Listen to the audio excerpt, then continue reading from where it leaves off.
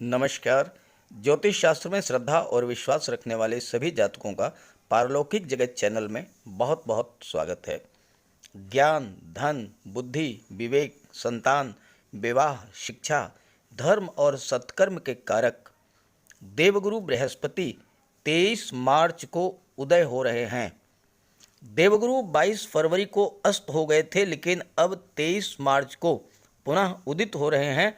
ज्योतिष शास्त्र के अनुसार जब कोई ग्रह राशि परिवर्तन करता है, अस्त होता है या उदित होता है, तो हर व्यक्ति के जीवन पर उसका असर अवश्य पड़ता है। जब गुरु अस्त होते हैं तो सभी तरह के मांगलिक कार्यों पर रोक लग जाती है। हालांकि पंचांग के अनुसार तो देवगुरु 23 मार्च को उदित हो रहे हैं, लेकिन अगर देवगुरु और सूर्य के अंशों को देखा जाए तो देवगुरु और सूर्य के बीच का जो अंतर है वो 21 मार्च को ही 11 डिग्री से अधिक हो जाएगा। जब ये अंतर 11 डिग्री से कम रहता है तो देवगुरु अस्त हो जाते हैं, लेकिन जैसे ही ये अंतर 11 डिग्री से बढ़ेगा तो देवगुरु उदित हो जाएंगे। तो इस तरह से 21 मार्च को ही देवगुरु उदित हो चुके हैं। देवगुरु 13 अप्रैल तक उदित अवस्था में कुंभ राशि में गोचर करेंगे और उसके बाद राशि परिवर्तन करके मीन राशि, जो कि देवगुरु की स्वराशि है, उसमें गोचर करेंगे। देवगुरु के राशि परिवर्तन पर तो बाद के वीडियो में चर्चा करेंगे। फिलहाल तो बात करेंगे कि देवगुरु के उदय होने पर किन किन राशियों को सर्वाधिक लाभ होगा, और ऐसी 8 भाग्यशाली राशियां हैं जिन पर देवगुरु के उदय होने का सर्वाधिक प्रभाव पड़ेगा, सर्वाधिक लाभ मिलेगा, और कुंभ राशि उनमें से एक है। तो चलिए वीडियो शुरू करते हैं। लेकिन देवगुरु के उदय होने के प्रभाव को समझने के लिए देवगुरु को समझना बहुत ज़रूरी है। इसलिए पहले बात करते हैं देवगुरु के बारे में, उनके प्रभाव के बारे में, और फिर बात करेंगे कि कुंभ राशि के जातकों पर देवगुरु के उदित होने का क्या प्रभाव पड़ेगा। तो पहले जानते हैं देवगुरु बृहस्पति के बारे में कुछ विशेष बातें। ज्योतिष शास्त्र में सर्वाधिक सौम्य ग्रह और सर्वाधिक शुभ फल देने वाला ग्रह देवगुरु बृहस्पति को माना गया है। देवगुरु बृहस्पति नैसर्गिक रूप से शुभ ग्रह हैं और इसीलिए कभी भी किसी का नुकसान नहीं करते हैं। गुरु का कार्य होता है देना, और देवगुरु सर्वथा कुछ न कुछ देते ही रहते हैं। देवगुरु की दृष्टि में अमृत हैं। देवगुरु अपनी राशि में, धनु और मीन राशि में बहुत अच्छा करते हैं, क्योंकि धनु राशि और मीन राशि के स्वामी स्वयं देवगुरु बृहस्पति हैं। अपने मित्र बुध की राशि मिथुन और कन्या राशि में बहुत अच्छा फल प्रदान करते हैं। सूर्य की राशि सिंह राशि और मंगल की राशि वृश्चिक और मेष राशि में भी बहुत अच्छा फल प्रदान करते हैं, और तात्कालिक मैत्री की स्थिति में शनि की राशि कुंभ राशि में भी बहुत अच्छा फल देते हैं। और कर्क राशि तो देवगुरु की उच्च की राशि है, वहाँ तो अच्छा करते ही करते हैं। मकर राशि में गुरु नीच के हो जाते हैं, लेकिन वहाँ भी नुकसान नहीं करते हैं। हाँ, फलों के प्रभाव में थोड़ी कमी आ जाती है। ज्योतिष शास्त्र में देवगुरु को धन, ज्ञान, बुद्धि, विवेक, संतान, शिक्षा, विवाह, धर्म और सत्कर्म का कारक माना गया है।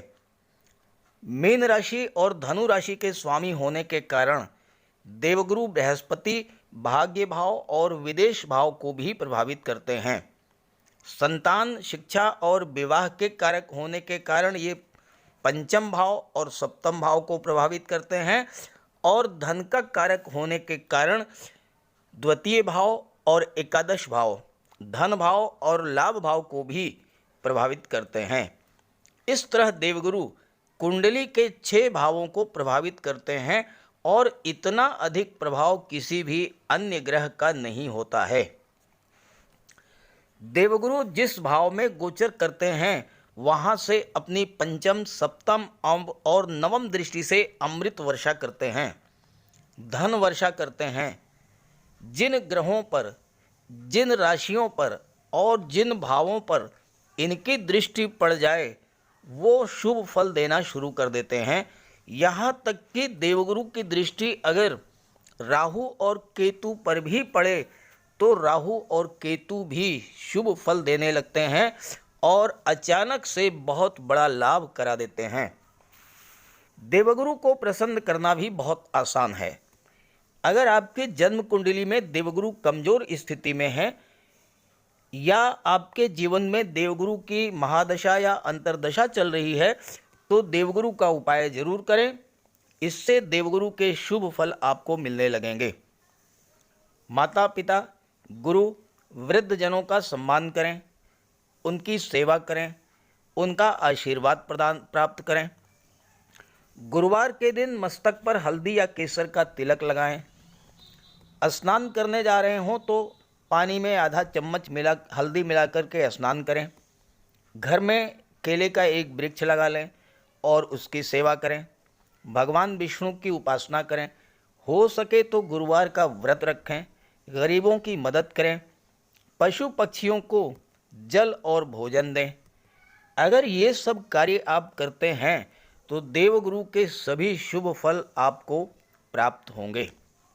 अब आइए विभिन्न राशियों पर देवगुरु के प्रभाव के बारे में चर्चा करते हैं। वीडियो की शुरुआत ही मैं कुंभ राशि से कर रहा हूं क्योंकि देवगुरु आपके लग्न भाव में उदित हो रहे हैं। देवगुरु 23 मार्च को उदित होंगे और 13 अप्रैल तक आपके लग्न भाव में गोचर करेंगे। लग्न भाव कुंडली का सबसे महत्वपूर्ण भाव होता है और यहाँ से आपके व्यक्तित्व, आपके स्वभाव, आपके व्यवहार और किन क्षेत्रों में आपको सफलता मिलेगी, किन क्षेत्रों में आपकी रुचि होगी, इन सब का विचार किया जाता है। और ऐसे भाव में देवगुरु उदित हो रहे हैं 23 मार्च को। कुंभ राशि के जातकों की 7.5 चल रही है और शनि का गोचर आपके कुंडली के 12वें भाव में हो रहा है। शनि के 12वें भाव में होने से और देवगुरु के अस्त होने से आपके जीवन में अभी तक जो परेशानियां आई थीं वो दूर होंगी क्योंकि देवगुरु उदित होंगे और शनि और देवगुरु में तात्कालिक मैत्री की स्थिति बन रही है तो 7.5 के प्रभाव को न्यूट्रलाइज करा देंगे और विदेश से लाभ भी दिला देंगे। 12वें भाव में शनि के प्रभाव से आपकी रुचि धर्म, कर्म और दान पुण्य में बढ़ेगी। खर्च भी बढ़ेगा लेकिन ये खर्च अच्छे कार्यों पर, धार्मिक आयोजनों पर, दान पुण्य में होगा। और जितना ही आप ऐसे कार्य करेंगे, दान पुण्य धर्म से जुड़े हुए कार्य, दूसरों की मदद करना, गरीबों, असहायों, लाचारों की मदद करना, इस तरह के जितने ही कार्य आप करेंगे उतना ही आपको 7.5 में लाभ मिलेगा।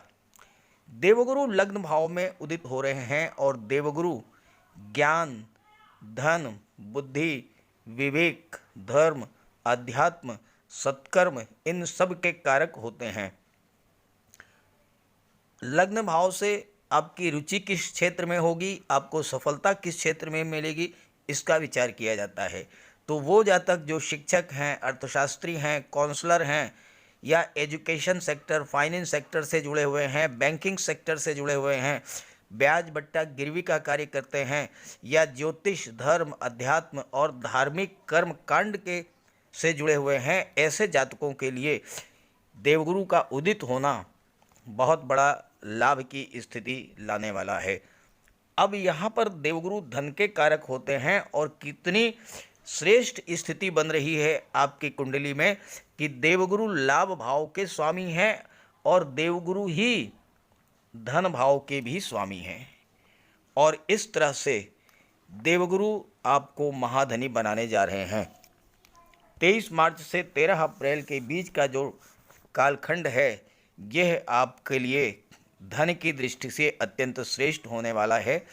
हालांकि मैंने कुंभ राशि के जातकों पर एक वीडियो बनाया है जिसमें पूरे वर्ष भर का आकलन किया है, हर बिंदु पर, धन, विवाह, शिक्षा, इन सभी पर। लेकिन उसमें धन के मामले में विशेषकर मैंने शुक्र पर चर्चा की है, देवगुरु पर उतनी विस्तार से चर्चा नहीं की गई है। यहाँ पर आप ये समझें कि 23 मार्च से और 13 अप्रैल का जो समय है, ये धन प्राप्ति के लिए और धन के संचय के लिए अत्यंत श्रेष्ठ है। देवगुरु आपकी धनोपार्जन की क्षमता को बढ़ा देंगे। विभिन्न क्षेत्रों से आपको धन का लाभ होगा। समाज के प्रतिष्ठित व्यक्तियों, धनवान व्यक्तियों से आपके संबंध मजबूत होंगे और उनके सहयोग से आप धन कमाने के मार्ग पर निरंतर आगे बढ़ते जाएंगे। और यहाँ पर आप धन का संचय भी करेंगे, क्योंकि देवगुरु धन भाव के भी स्वामी हैं। सेकंड हाउस से वाणी का विचार किया जाता है और आपकी वाणी में इतना ज्ञान, इतना बुद्धि और इतना विवेक होगा कि लोग आपसे प्रभावित होंगे और आपको सुनने के लिए लालायित रहेंगे और आपके मार्गदर्शन में चलेंगे। आप लोगों को ज्ञान देंगे, लोगों को सलाह देंगे, लोगों की समस्याओं को हल करेंगे और इससे आपका मान सम्मान समाज में बढ़ेगा। लाभ भाव के स्वामी हैं और लाभ भाव से आपकी इच्छाओं, आपकी आकांक्षाओं, आपके सपनों का विचार किया जाता है। कोई ऐसी इच्छा, कोई ऐसा सपना जो आप बहुत दिनों से देख रहे हैं लेकिन वो पूरा नहीं हो पा रहा था, धन की कमी से या किसी और कारण से, वह सपना आपका इस गोचर काल में 23 मार्च से 13 अप्रैल के बीच में पूरा हो सकता है। शादी ब्याह का सपना, मकान बनवाने का सपना, ज़मीन खरीदने का सपना, प्लाट खरीदने का सपना, या बच्चों को उच्च शिक्षा दिलाने का सपना हो, बच्चों के विवाह का सपना हो, इस तरह की कोई इच्छा आपकी है, वो नोट कर लीजिए, 23 मार्च से 13 अप्रैल के बीच में पूरे होने वाली है। और अगर पूरी हो जाए आपकी कोई भी इच्छा तो कमेंट करके ज़रूर बताइएगा ताकि आपके साथियों को भी इसका लाभ मिले। आइए देवगुरु की दृष्टियों की बात करें जिसमें कि अमृत वर्षा होती है। देवगुरु की पंचम दृष्टि कुंडली के पंचम भाव पर पड़ेगी। पंचम भाव से शिक्षा, संतान, लव, रोमांस और क्रिएटिविटी का विचार किया जाता है। सप्तम भाव, पंचम भाव के स्वामी हैं बुध और बुध देवगुरु के परम मित्र हैं। तो बुध की राशि पर देवगुरु की दृष्टि पड़ रही है तो आपके संतान के लिए बहुत ही श्रेष्ठ होगा ये गोचर। आपके संतान को सफलता मिलेगी, व्यापार के क्षेत्र में सफलता मिल सकती है। आपके साथ आपके वर्किंग पार्टनर बन करके आपका वो हाथ बटा सकते हैं, या फिर अगर वो कॉम्पिटिटिव एग्ज़ाम्स की तैयारी कर रहे हैं, बुध के क्षेत्र से संबंधित IT sector, computer, communication, management, banking, commerce, finance, इन सब क्षेत्रों में अगर वो अध्ययन कर रहे हैं या इन क्षेत्रों में प्रतियोगी परीक्षाओं की तैयारी कर रहे हैं तो देवगुरु की दृष्टि पड़ने से उन्हें सफलता मिलेगी। संतान पक्ष से आपको सुख प्राप्त होगा, आपको संतान की भी प्राप्त हो सकती है। और अगर संतान की प्राप्ति इस गोचर काल में होती है तो वह संतान देवगुरु के समान ही बुद्धिमान और विलक्षण प्रतिभा की धनी होगी। उसके जन्म लेते ही आपका भाग्योदय हो जाएगा। देवगुरु की सप्तम दृष्टि पड़ेगी कुंडली के सप्तम भाव पर, जहाँ से दाम्पत्य सुख, विवाह, लव रिलेशंस, पार्टनरशिप और आपकी सोशल इमेज, इन सब का विचार किया जाता है। सप्तम भाव के स्वामी हैं सूर्य और सूर्य शासन प्रशासन और राजनीति के कारक हैं, न्यायिक सेवा और विदेश सेवा के कारक हैं। और देवगुरु की दृष्टि पड़ने से आपको इन क्षेत्रों में सफलता मिल सकती है। आप अपनी सोशल इमेज को लेकर के बहुत ही सावधान रहेंगे और इसका आपको लाभ मिलेगा। साथ ही साथ सूर्य के प्रभाव से अगर आपके परिवार में किसी तरह के तनाव की स्थिति बन रही थी, चूँकि सूर्य राजा हैं, अत्यंत प्रतापी हैं, उग्र हैं और उग्र होने के कारण आपके अंदर अहंकार की स्थिति भी बन सकती है और अहंकार के कारण परिवार में तनाव हो सकता है, ईगो की प्रॉब्लम बढ़ सकती है।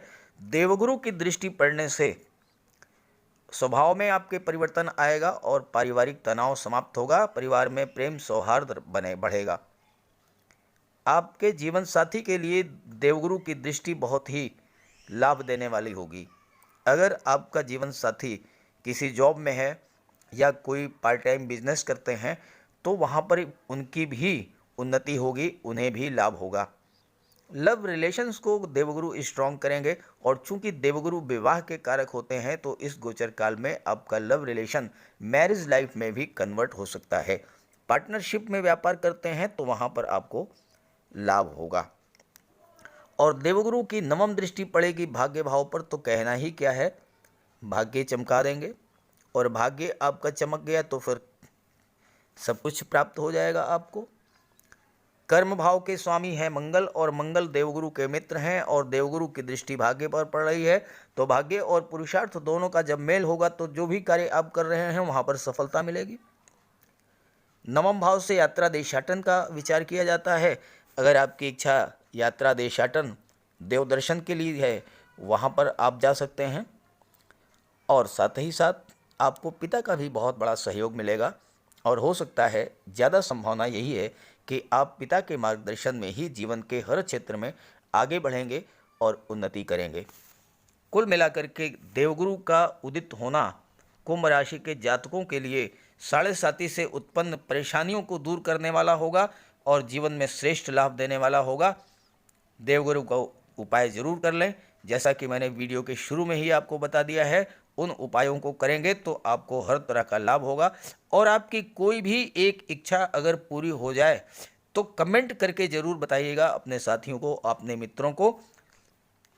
सभी ग्रहों की कृपा दृष्टि आप पर बनी रहे, इसी भावना के साथ आप सभी का बहुत बहुत धन्यवाद। नमस्कार।